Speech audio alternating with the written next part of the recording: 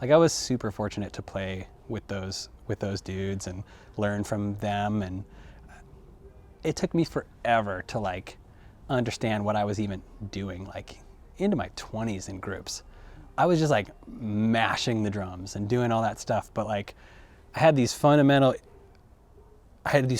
moments with groups that I was in later in my life that I'm like, oh, that seems weird, or the pattern's off, or whatever.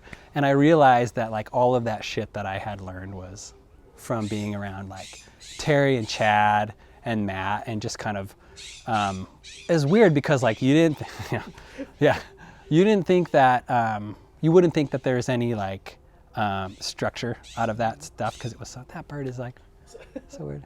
You wouldn't think there's any like structure or any sort of like foundational things you could learn from that kind of chaotic, like totally off the wall, like whatever.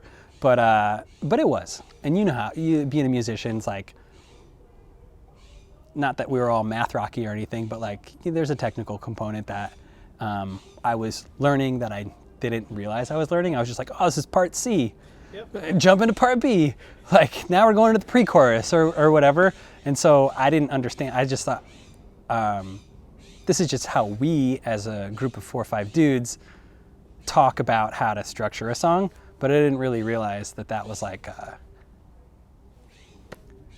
a way that I would try and write music when whether I'm by myself doing it electronically or with a group, a new group. Like that's how everyone kind of contributes in a similar way. Like everyone has their own different way of doing it, but it all fundamentally comes down to like the same patterns and processes that I was kind of taught with those guys. So for me, it was really big, not for any notoriety that we got. It was just, I